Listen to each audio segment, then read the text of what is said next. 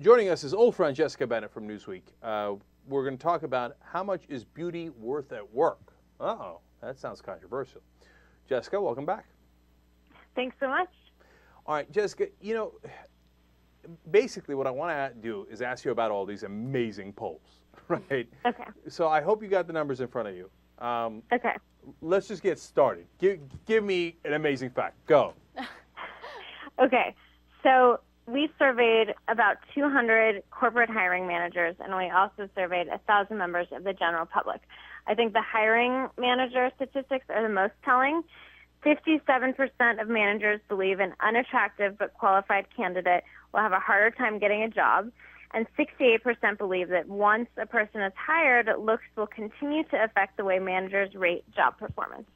Well, So at least they're consistent, so that's good. Okay, no, but Jessica, what I wonder about that question, though, is I wonder if they answered it, I think other people will judge them based on looks, not me. You see what I'm saying? Right. There's always an element to that. And on certain questions, we ask them, would you? And then would you think that other people would? And the answers were relatively similar. We also made sure to distinguish between, you know, of course, looks matter in the sense that you can't wear a dirty shirt to an interview, but we really emphasized physical attractiveness so that that couldn't be confused. So some managers, or apparently a lot of managers, are literally saying, yeah, if you come in and you look nasty, I got no interest. You know, oh, relevant experience, la, la, la, la, la. Well, I don't think that they're saying that out loud, but I think the reality is that we all have this kind of beauty bias towards wanting to be around people who are good looking. And so while a manager or a hiring recruiter may not actually say that, what they told us in this survey is that they actually place looks above education when it comes to important traits of a candidate. That's so depressing. Okay. There were two other things that ranked before education in the poll. What were the two other? Yes. The experience came in first, so few, that's still a part of it. Confidence came in second, which is interesting because studies show that confidence is very closely linked to the way a person looks. And then it was looks, and then it was education. So do you drop out of Harvard to go get a nose job? Probably not. But I think what it's saying is that, you know, maybe a state school, instead of spending tens of thousands of dollars on a really expensive education, might be just as marketable. And if you have experience and good confidence, then maybe that'll downplay your bad looks a little bit, right? Exactly. Right. There's a little chance for you. I got to pause here, Jessica. I mean, well, this has got to be enormously depressing to people. I mean, what can we do about it?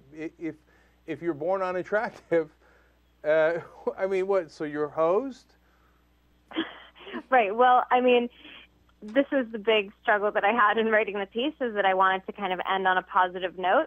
And obviously these statistics are not very positive. And I think that, you know, some experts and some economists who study this say that this actually gets worse when the economy is worse, because employers have more choice than ever of various qualified candidates. So they kind of have the option to choose the pretty and experienced girl or woman over the average and really experienced woman or man.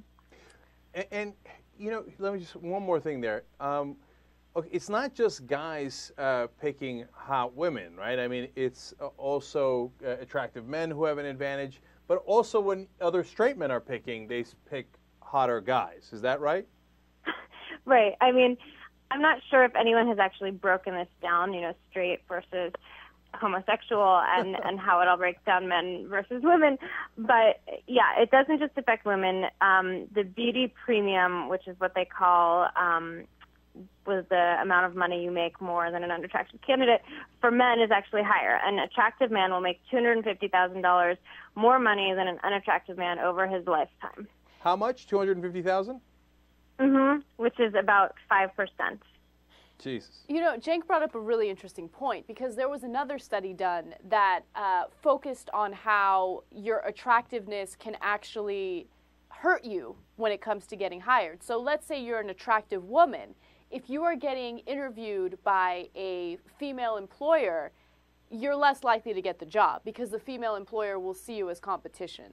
So in some ways, it works both ways. So whether Yeah, you're absolutely. too attractive or not attractive enough, you're screwed. Yeah, I mean, I think that the moral of the story is that we place more emphasis on looks than ever now. So whether it helps or hurts you, we're just focused on it. And you raised a really interesting point about women. I think that women in some cases face a double bind because we're under much more pressure to conform to societal beauty ideals, yet at the same time we can be punished for it. And I'm sure you guys have heard about this woman in New York, Deborah Lee Lorenzana, who claims she was fired from Citibank for being too hot. So, you know, whatever you think about her, there is this idea that you can be punished for being too good looking, which is also what 47% of our survey respondents said in regards to women. You know, that's funny because I was going to ask how much money I'm cost myself by not being attractive, right? Because now, look, I don't want to be like overly, you know, self-deprecating, etc. I don't think I'm nasty, right? But on the other hand, I'm obviously not Brad Pitt. And you said that the difference between attractive and unattractive men is $250,000 over their lifetime. So I was thinking maybe I cost myself about $125,000, right? But right. Well, it's hard. It's hard to distinguish between, you know, there's obviously different grades within that. Right, there is. But now that you guys mentioned this, I'm thinking maybe I played it just right. I don't intimidate anyone with my looks, right? But at the same time, I hope I'm not grotesque. So You're just right. You're just right. Have I found the right middle Perfect. ground? Yeah, perfect medium. Although I do have another problem, which I think you have another poll for. I'm overweight, right? And how do the overweight do? I can't wait for this. Oh, well, I mean, this is one of the, I think we all know that overweight people suffer from increased discrimination. So I think that 60% of hiring managers said that they believed other hiring managers would hesitate before hiring an overweight employee. And it gets worse. It gets worse for older people as well. Yeah, exactly. Similar statistics for people who look older than another candidate. And again, I think all of this kind of, a lot of it is emphasized on women because as a few people I interviewed pointed out, you know, men can age and, you know, they get the George Clooney gray hair and they look distinguished and it's not really an issue. And women, you know, they start to get wrinkles and loose skin and the rest of it, and suddenly they're, you know, thinking they need to go get Botox. I mean, even Gloria Steinem has admitted to having plastic surgery. So you kind of know that there's some kind of societal pressure when this former feminist leader is even getting plastic surgery. Right. She is on one end. On the other end, we did a story yesterday of an 18-year-old Filipino singer who was going to be on Glee, I guess. On Glee, yes. Yeah, and she Right, and she got Botox because you got to start apparently before you're 18. It's madness. So, but let me try to end on a positive note, okay? Please do. Okay. Anna and I earlier were talking about how knowledge is power, right? And how, you know, we had did a poll or did a story where researchers found out that if this CEO or the boss is making so much more money, they usually wind up abusing that power, and that's a natural human instinct, unfortunately, okay? Mm-hmm. So maybe if we all know that we're favoring attractive people, whether we want to or not, that we could fight against that a little bit with knowledge.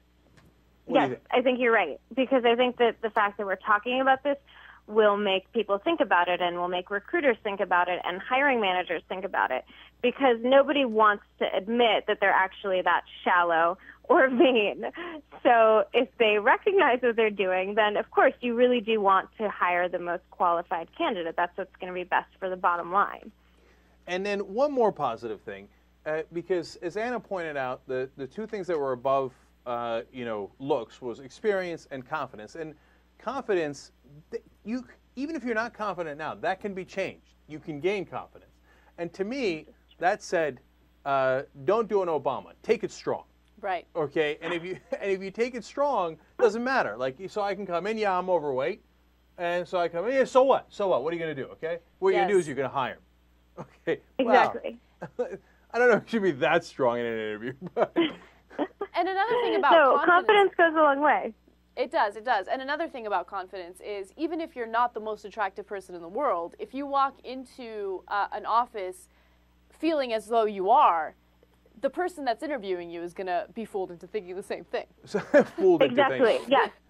So Jessica, And you there's think studies to support that. the study supports that? All right. So you think the best way to do is pull a Muhammad Ali before you go in? I'm pretty. I'm the champion of the world. Exactly. Yeah. You just got to tell yourself that. All right. Yeah. No, I think that, I mean, you can't be a complete moron and be pretty and get a job. You have to have some experience. You have to be smart, and you have to be confident. All right. Well, things you learn on Young Turks. Jessica Bennett from Newsweek, as always, thanks for joining us. Really appreciate it. Thanks so much for having me. All right.